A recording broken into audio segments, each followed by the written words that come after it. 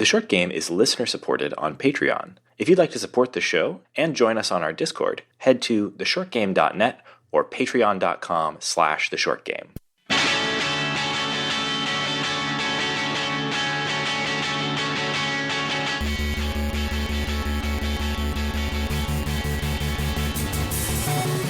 Welcome back to The Short Game. This is a show about short video games, games that respect your time. I'm Raygan Kelly, and I am joined this week by two excellent co-hosts, Laura Nash and Shane Kelly.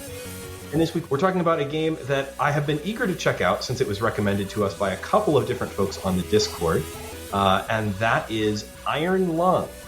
Iron Lung is a roughly 1 hour short science fiction horror game, sort of lo-fi, but with a really unique, interesting hook that is, as far as I know, Windows only at this point. This was perfect for this week. I really wanted something short and interesting, and it left me thinking about it a lot longer than I was playing. And of course, what else would we do in the spooky month of August than a game about surfing through a submarine and a blood moon? Surfing is not the word. Surfing is not the word, but searching Sure. is what I meant to say, but surfing works too. Catch a wave and you're sinking in an ocean of blood. That's a very different vibe. That is an August vibe. Surfing on a blood ocean, much more of an August vibe than searching through a blood ocean. Yes. Yeah. Which is an October vibe, but hey, we're early. Yes, we are. So, or maybe a little late. This came out March 10th, 2022. Mhm. So we're getting to it a little late, but I think this is one of those games that has a little bit of online buzz, but probably could still find a larger audience. And I'm hoping that it does because I thought it was really interesting.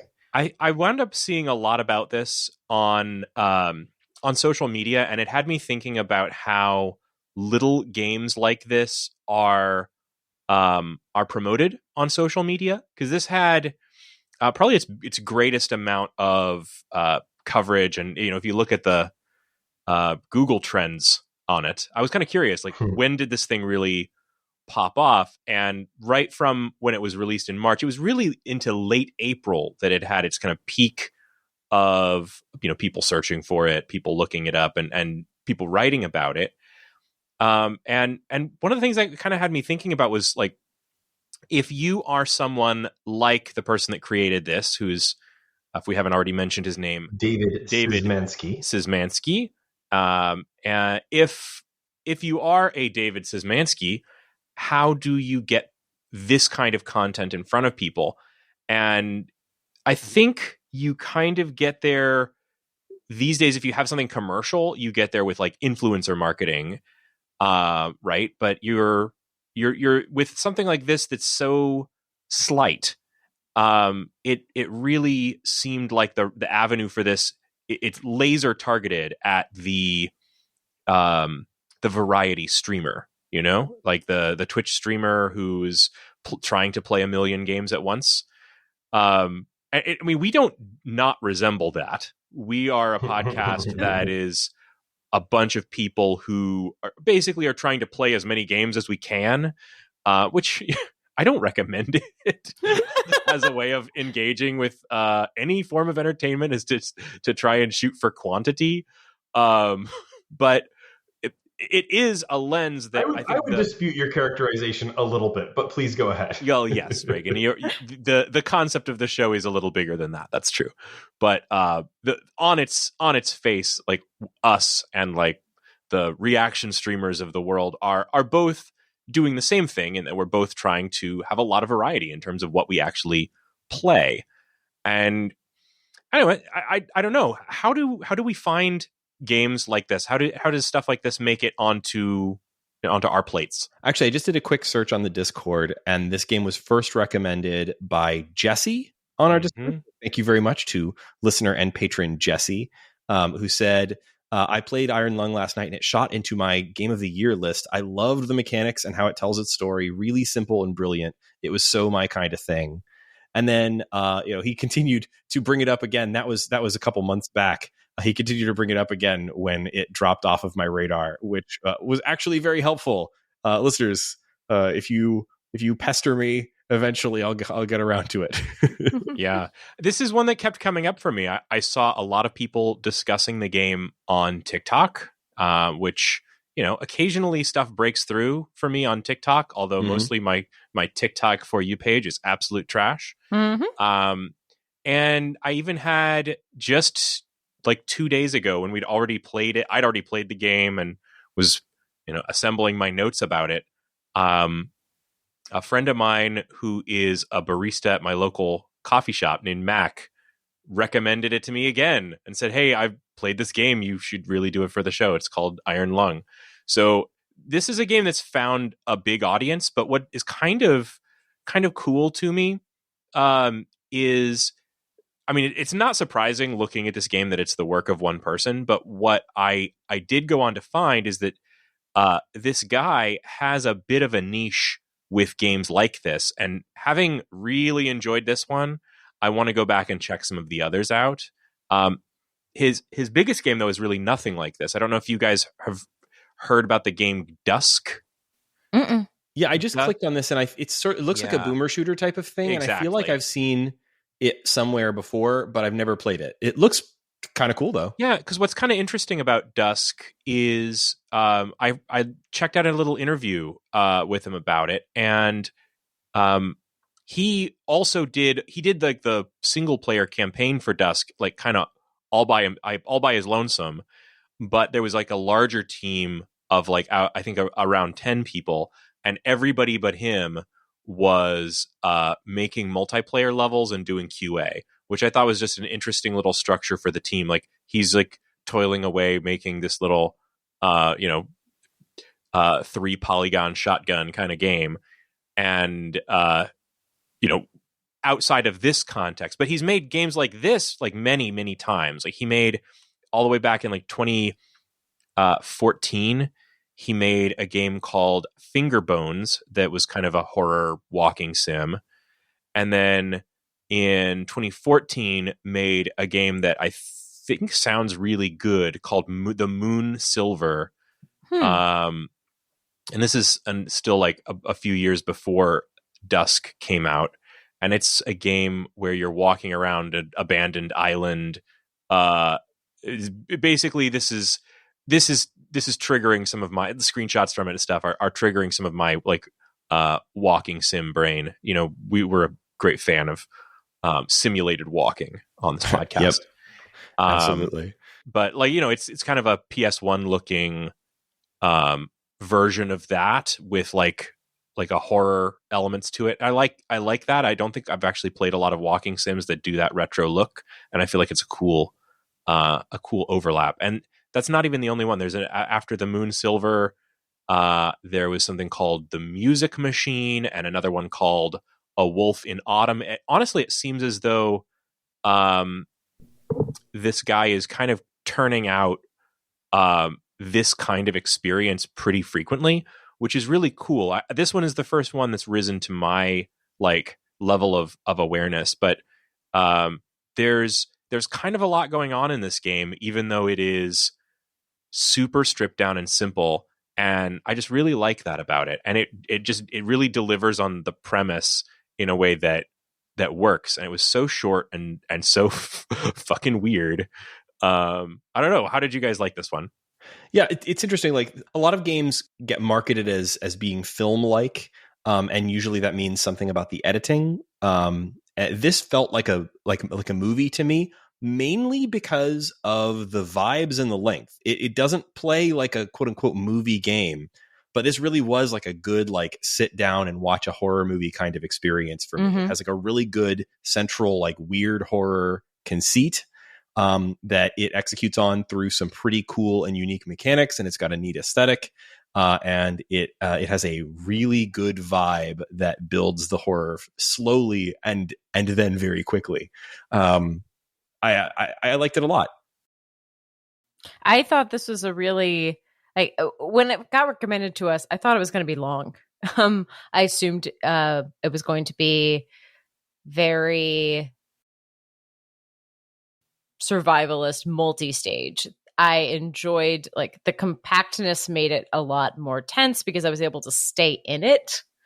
And I feel like had it been longer, I would have gotten up and gotten a snack halfway through and lost the whole vibe. So like, just as I like a short horror film, I think like the compactness made this a game I liked way more than had it been 30 minutes, hour, 5 hours longer. Yeah, this was for me like a right at 90-minute experience. I think, the how long to beat on it says an hour, but I think I just took a little while longer trying to navigate some of these areas. Let's get into talking about what the game actually is so we can talk a little bit more in depth. We're going to, by the way, probably have a spoiler. There's a big spoiler break towards the end. We're going to avoid spoilers, but we're definitely going to talk about the mechanics and the lore of this game. We are going to specifically avoid talking about any of its particular scares or discoveries that you make during the game. But to first just talk about the description, the tiny slug on Steam says a short horror game where you pilot a tiny submarine through an ocean of blood on an alien moon. I wish I had a screenshot. I don't have one handy of the intro text. Maybe one of you guys do. I do. Great. I opened the wrong one. Decades ago, every known star and habitable planet vanished, leaving only those who were on space stations or starships. This event became known as the Quiet Rapture.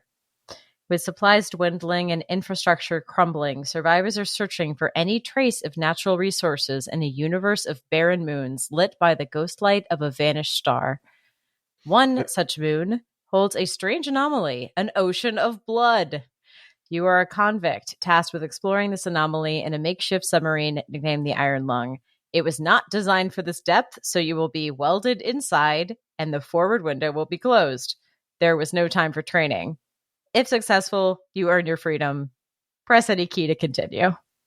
Yeah, this is a really great and sort of multi-layered horror setup. The first thing there about the quote-unquote quiet rapture, this idea of a world where all of the planets and everything has disappeared. All the stars have disappeared, and you're just stuck in space in a bunch of withering space stations and barren moons. That's a mood, right? That's like a really good horror setup. Yeah. But this doesn't try to like be the broad strokes version of that. It doesn't try to be like a 60-hour visual novel about dealing with that. This is dealing with that's just background detail to the very specific and strange horror scenario that this game zeroes in on, this blood ocean on a barren moon. Mm-hmm. The whole concept to me is entirely around the terrifying concept of being alone and doomed. Mm-hmm. So in this game, humanity is alone and doomed, and you are alone and you are doomed individually.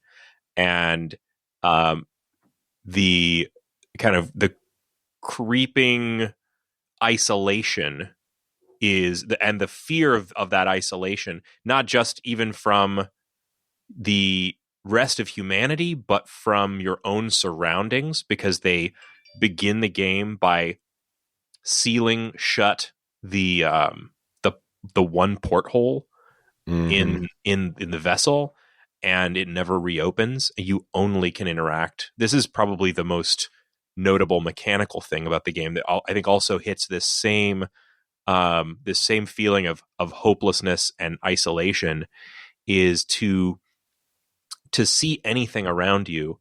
You have to run to the back of the submarine and like literally take a photo, and that photo is then projected on a little projector screen, and so you cannot move and look where you're going. You can't really experience the world around you at all, except through your kind of latitude and longitude as identify. You're doing the fly-by-wire experience of like landing a jet plane in the middle of the night with no lights. That same feeling, and it's that aspect of it is straight up terrifying, and mechanically it is difficult and like nerve-wracking. Does anyone want to talk about the interface, if you want to call it that, of this submarine? Yeah, so I think it's a really clever horror approach, because so like Shane described, like you're only able to see the outside of this submarine through this incredibly terrible interface where you have to specifically go to choose to take a photo. It takes time for the photo to develop. The photo always looks incredibly bad and grainy and black and white only. And that's your only way of like seeing what you're navigating through totally by instrumentation. And that's like a great horror thing because like it leaves room for like, look out the window. It takes a moment to load and you don't see something. You don't see what you expected. Instead, you see something else. That's a scary moment.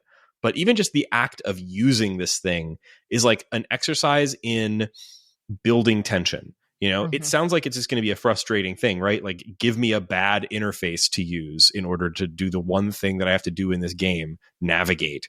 But given the context here, it's just a way of constantly building the tension of the game. I became frustrated with it, but only, I believe, in the way that the game was fully intending you to get frustrated. And because it's a horror game, like the frustration just serves to sort of feed back into the unnerving quality of it.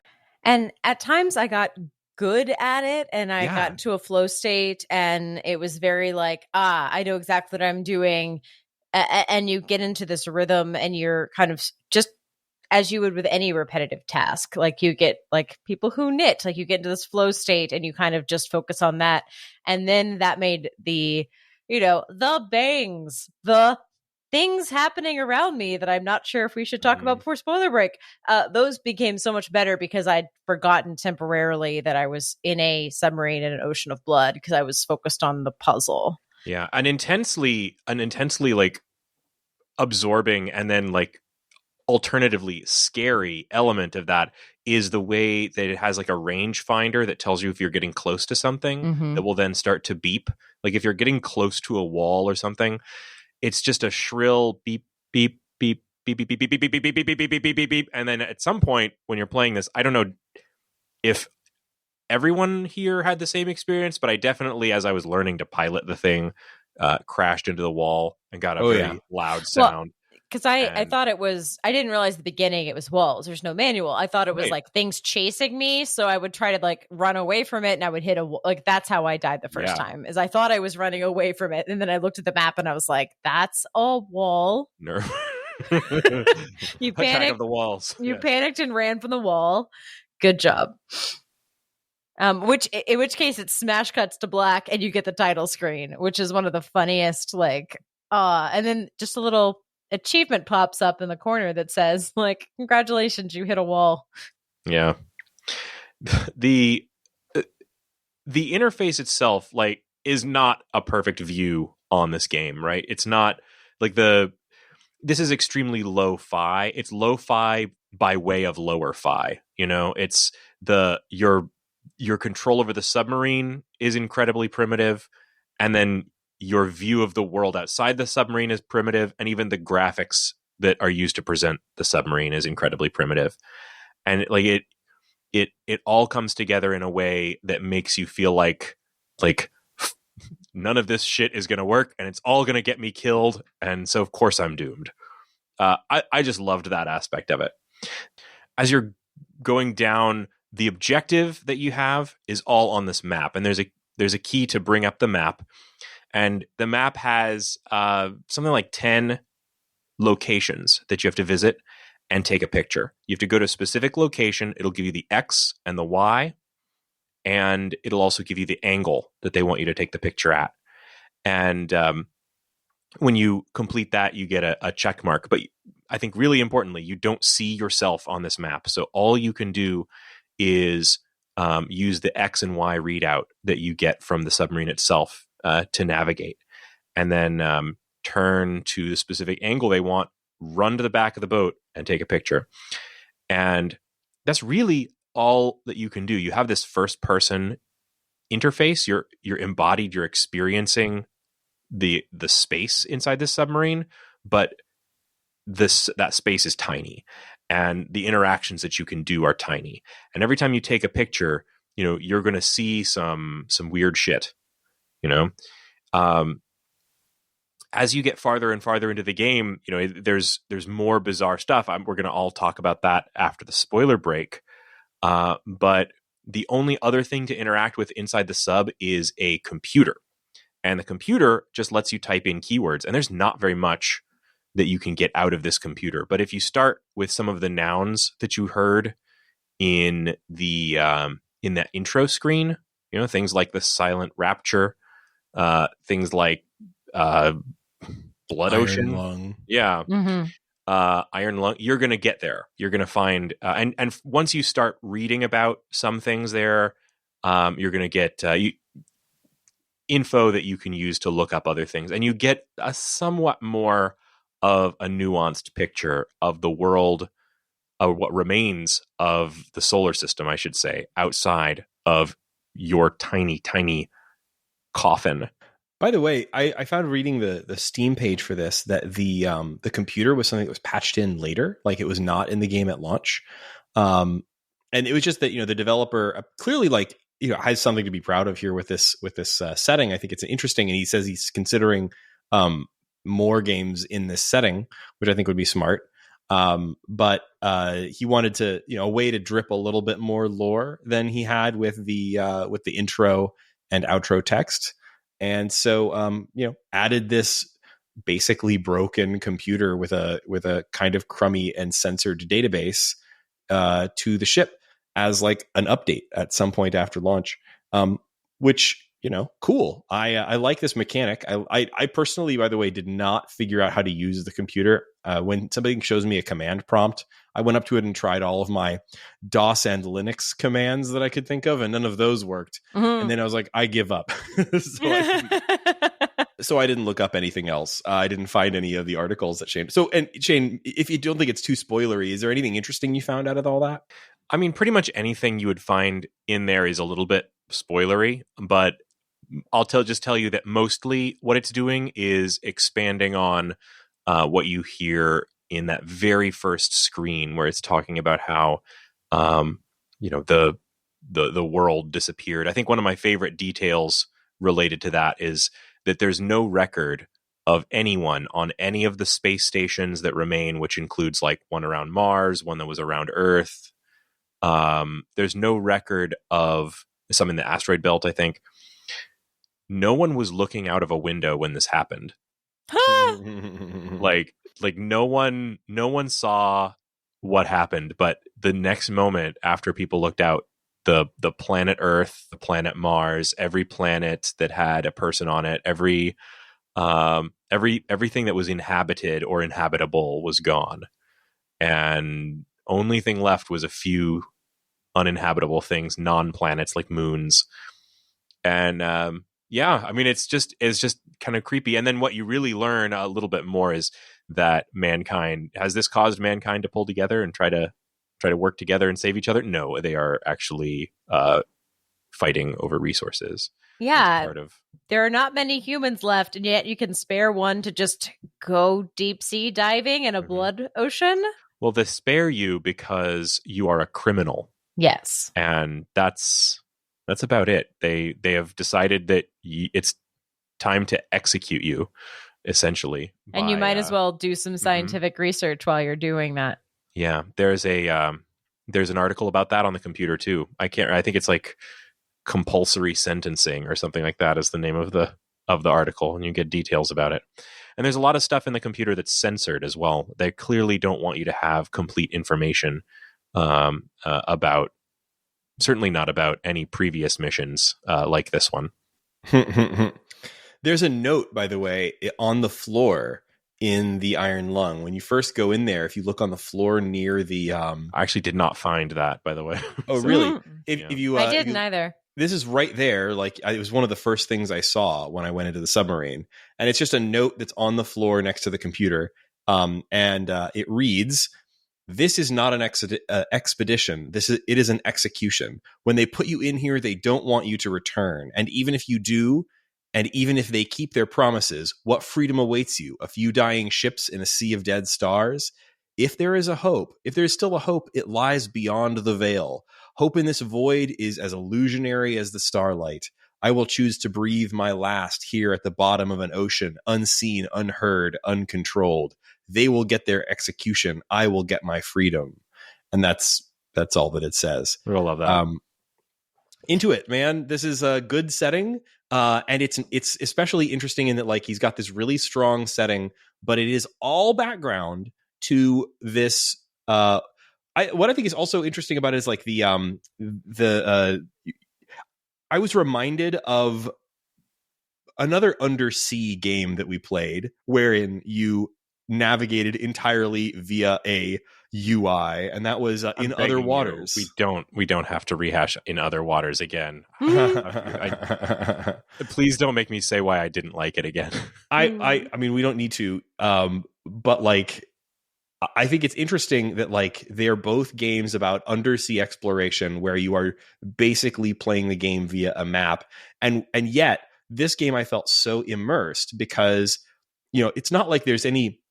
It's not like there's like a huge difference between looking at a map while standing in a submarine and looking at a map while having no physical presence in the space.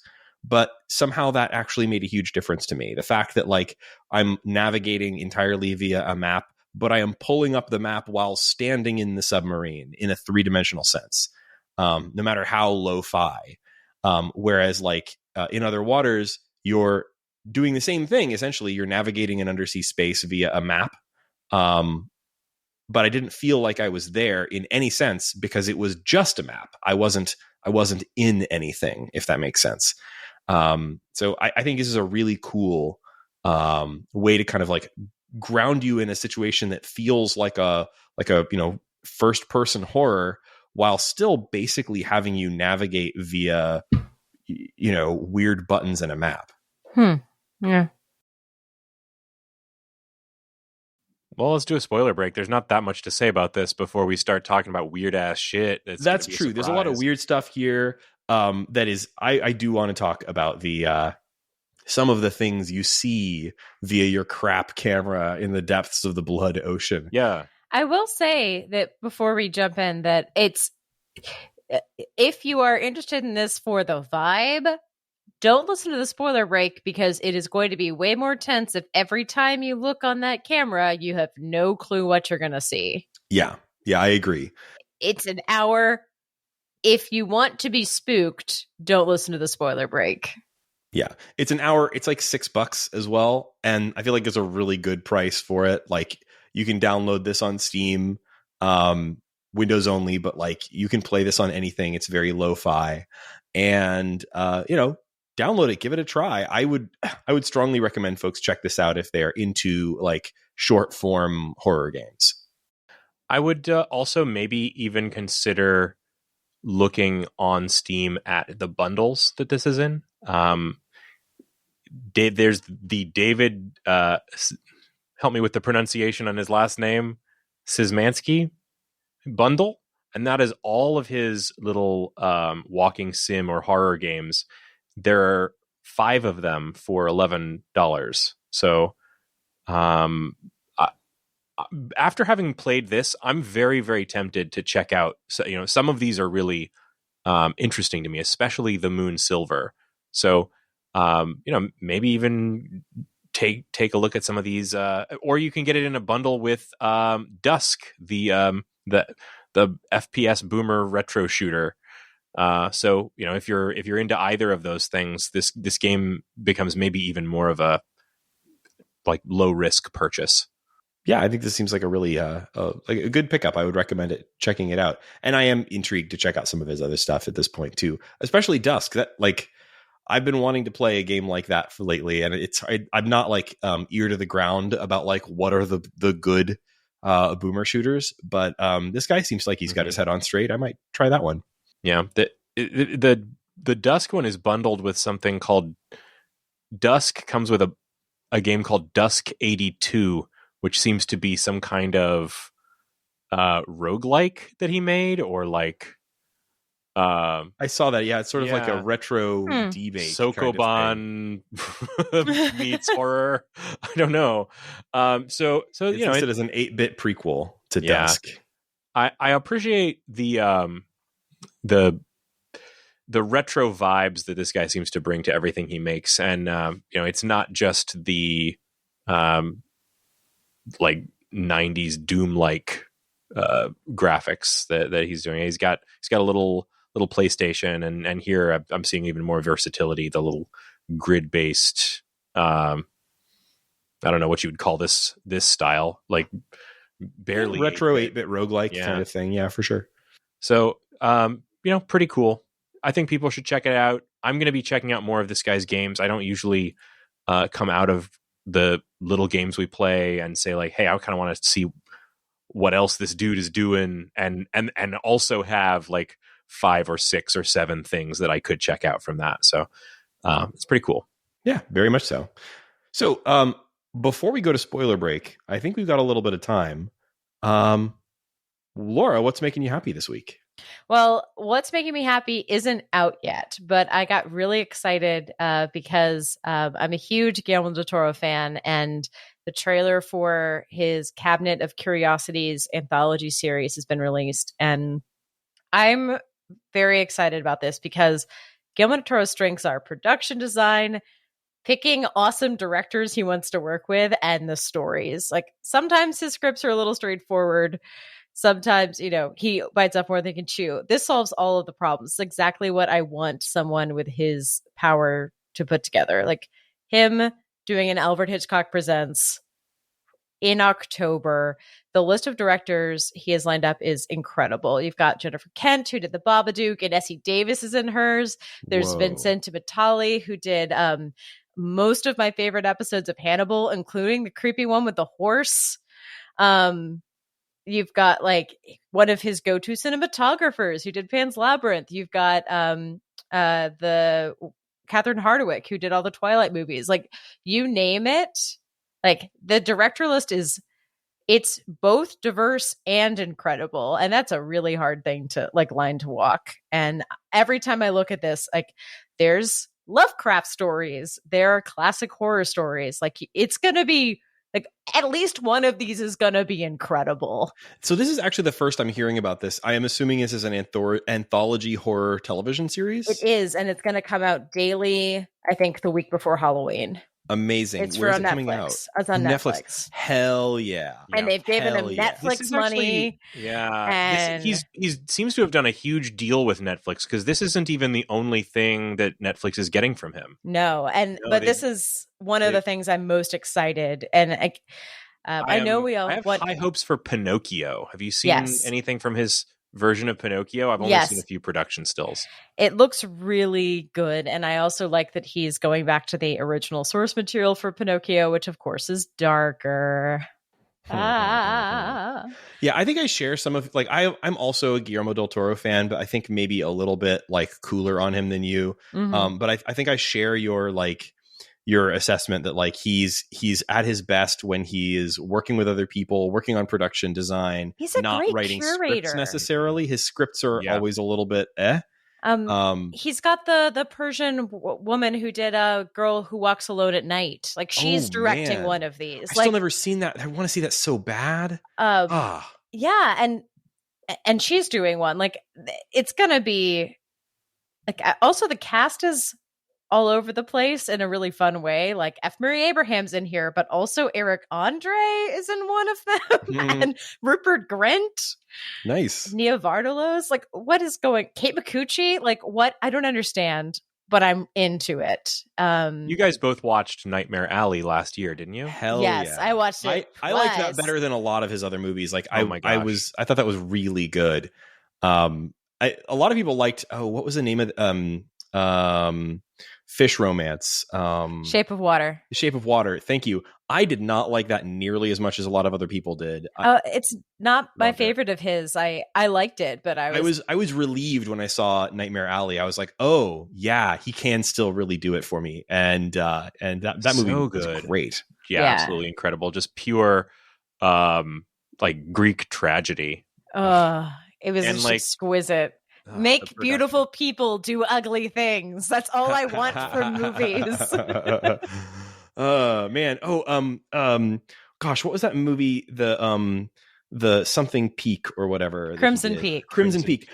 Crimson Peak is one of my favorite Yeah. movies of all time. Oh, And yeah. I think Exceptional. it got really mixed reviews when it came out. I think a lot of people didn't like grok it. And I'm not saying that I'm like the guy who got that movie better than everybody else, but like what I realized watching that movie was this is an incredibly campy. I treated it as basically a comedy and had a blast with it. That movie is so campy, and it's like it was impeccably done, gorgeous production. Script was ridiculous. People thought it was going to be goth, and it was gothic. Right. And there's a difference. Yeah, I think that movie, if you haven't seen it, if you were scared off by like, I don't know, one of its probably many negative reviews, a lot of people were not as into that movie as I was. Give that one a go, man. Also, incredible practical effect ghosts that looked just awesome. Like, oh, that movie was so good. Yeah, you know what? He's good. Like, he's not always good, but overall, he's good. And now that you've told me about this anthology, I like nothing better than horror anthologies. Horror anthologies with practical effects. Hell yes. Okay, I'm excited. Thank you. You've made my October. So I'm like preemptively hyped for October. Also, because I was talking about this and then I talked about Hannibal, I now have a group of work people who I can talk about Hannibal with, which also makes my heart happy. My sad, broken heart about Hannibal. Well, I will very briefly then talk about the thing that's made me happy. This is just today because just today a game came out that I've been looking forward to, and I haven't spent enough time with it to give you like a definitive review or anything. This may end up being something we cover for the show, so maybe you'll hear me talk about this in more depth at some point, or maybe not. But today I got to start Cursed to Golf, a game that we've talked about a little bit around the edges on this show. If you listen to this show, you're probably already aware that I'm not a fan of actual golf, but I adore golf games. Pretty much all golf games, honestly. But I also am one of those people that I have a lot of very particular opinions about golf games, and a lot of golf mashup type of things where it's like, well, it's golf mechanics, but blank. Those don't always do it for me. And also, I'm extra particular about 2D golf, especially side-on golf mechanics. There's a lot of games in this sort of genre of, I would kind of call them like platformer golf, like golf games where you has a 2D side-on perspective similar to a platformer, but what you're actually doing is golfing. And that's a subgenre of golf games that doesn't always do it for me. But this one, so far, has really been working for me. It is a golfing roguelike. So you have to escape from basically golf hell by golfing your way through 18 holes in order to work your way up from purgatory. And you're like a little cursed dead golfer trying to escape from purgatory. It's got great, cute pixel art. I think it looks really, really good. The golf mechanics are pretty decent. It's pretty simplified, but that's kind of what you expect with something like this presentation. So you've got just like a handful of clubs that you're choosing from. For example, you're not like choosing between 10 different irons or something. You've got like an iron and a wood and a wedge, that kind of thing. So basic golf mechanics. But along the way, there's all these little item pickups. So there are cards that you can collect as you're golfing that give you one-time use powers. So like, for example, the first couple that it introduces are things like blowing up boxes of TNT that are scattered around the level to clear spaces that will let you do shortcuts through the level, or an option that you can use that will let you do a practice hit and see where your golf ball is going to land if you try it once. Or my favorite that it introduced at the very start was a time stop mechanic where you can hit a button to stop your golf ball dead still midair and have it fall to the ground, which lets you do some pretty fun mechanics there, like, putt over, do a long drive over something and then have it do a nice drop shot right to where you want it to go.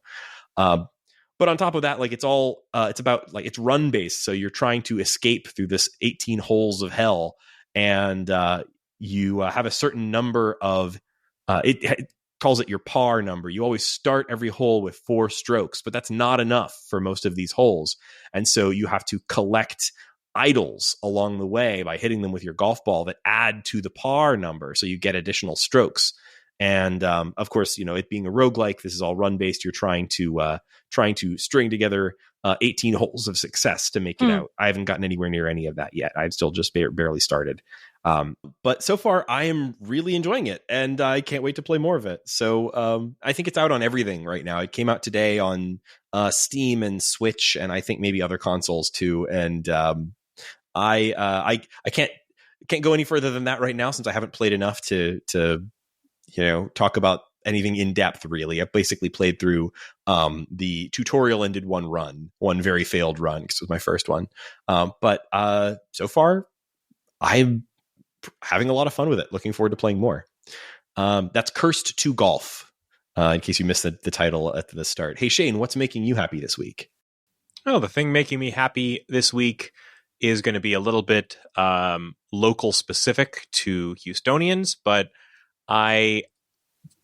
years and years ago, back in college, like a friend of mine, or someone who I then was friendly with, but has become a friend, started a theater storytelling series called Grown Up Storytime, and it's been running for like well over a decade now. And this was the first time that I had ever read a story for them. The idea with Grown Up Storytime is people submit stories that they've written, usually personal narratives, and they pick the best ones, and then they have a kind of a rotating group of story readers that get up on stage and read those stories for a crowd. And it's just a fun monthly event. If you like things like The Moth, this I believe actually predates The Moth. It's that old, and it's just a very cool event. And I've been to it a couple of times over the years, and it always strikes me like, oh my gosh, this is still going. They're still doing this. But this was number 149. Wow. So next time is going to be 150. It was just super cool. I really enjoyed the experience of just getting up and having a cool story to read, and it was just a wonderful event. So I know that's not much of a recommendation. We usually use this segment for recommendations, but I guess my recommendation is like get out there and look for fun shit like this to do. Yeah. There's like story based things like that in every major city that has a theater scene or similar. So look for something like that in your own hometown. But yeah, that's awesome, Shane. That's really cool.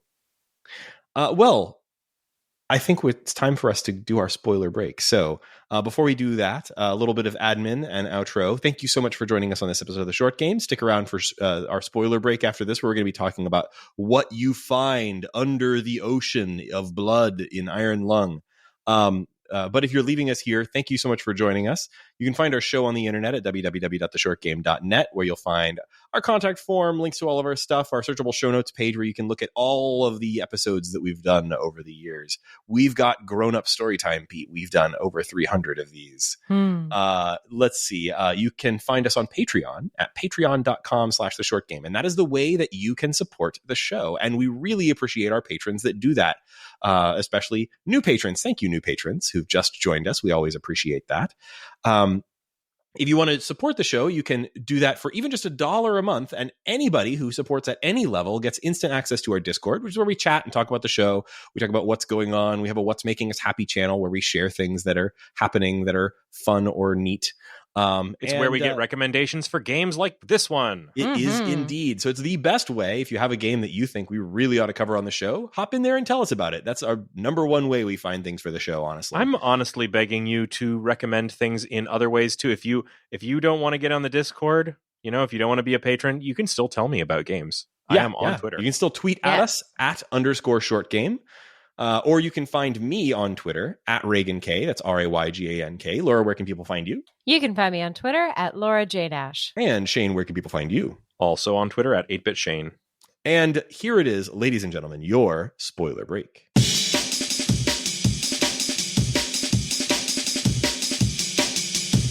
So how about that skeleton?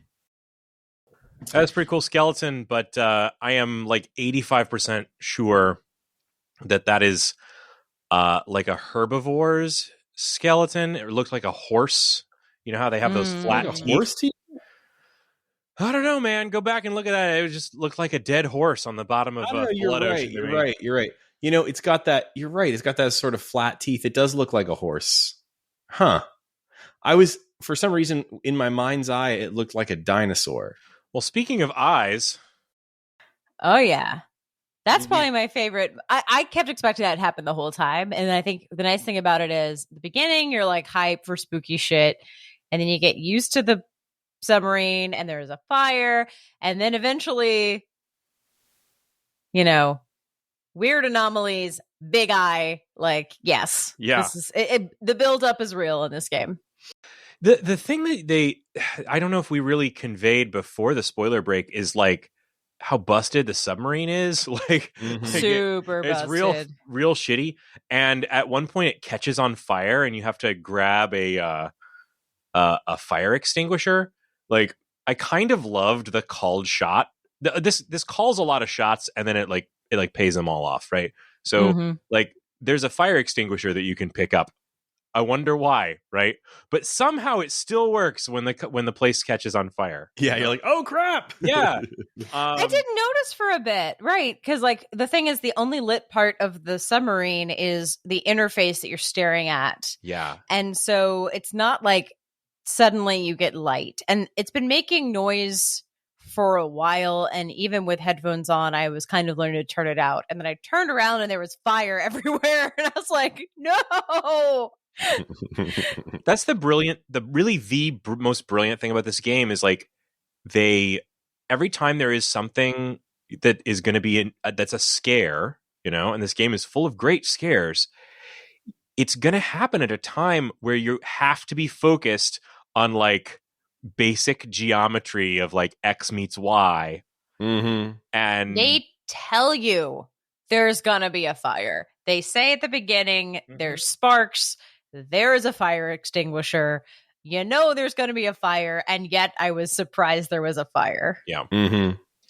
And then there's all these great surprises too. Like you're getting this weird view of the world through this terrible low resolution, grainy black and white camera.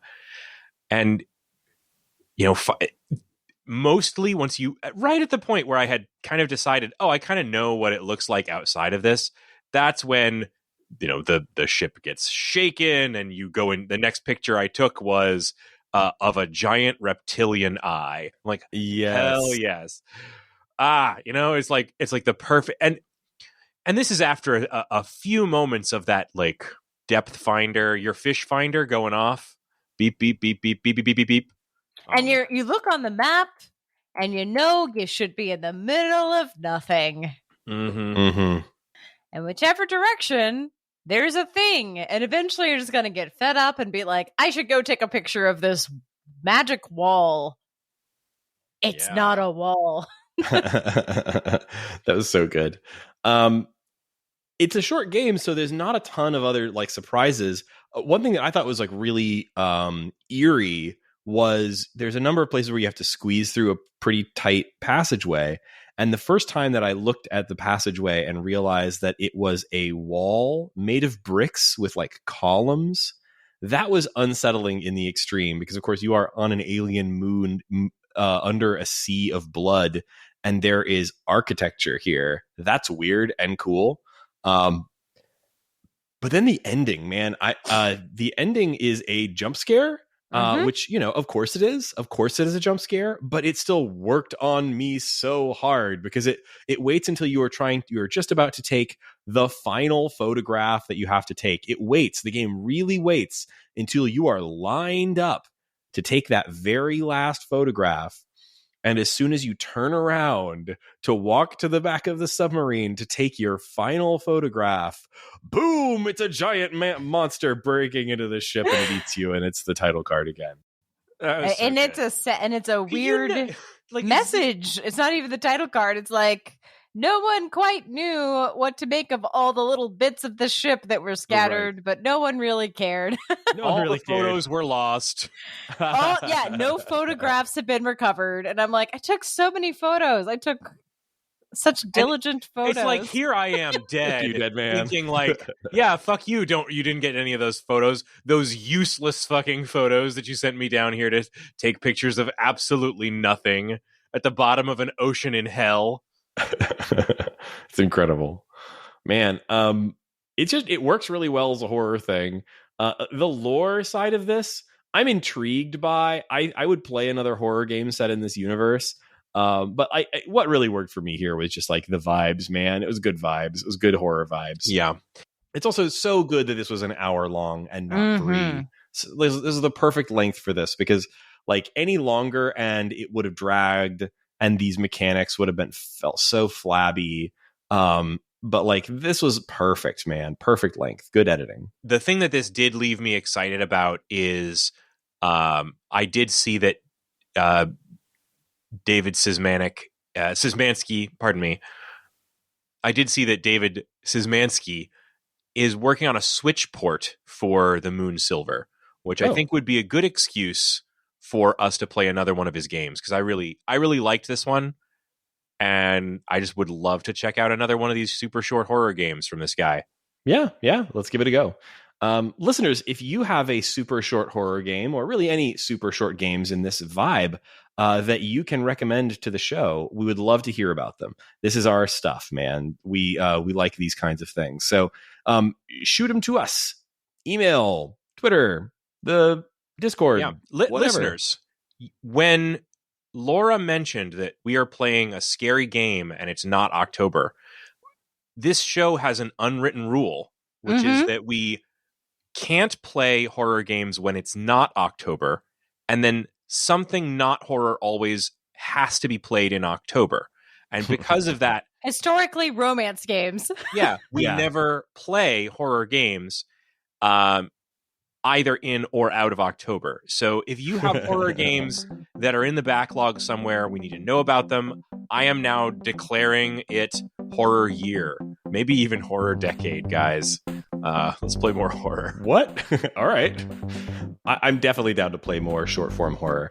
The problem with short form horror is often that like it's either super short, like we're talking about like an interactive fiction, like a Twine game or something that just doesn't quite support a full episode, or it's something like, I don't know, a Resident Evil that involves crawling through a castle for 14 hours and is like just a little too on the outside of our You want efficient horror. Efficient. Yeah. And for us and for our listeners, for fans of short games, like there is no game too short. Like when you say these things can't support a whole episode, Iron Lung is the kind of game that I would have said that about, but I feel like we're talking for fully 2 hours on it.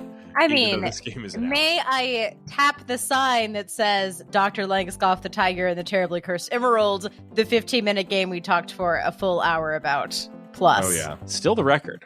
But I think that's still the record ratio. So as far as I know, I'd love to beat that record.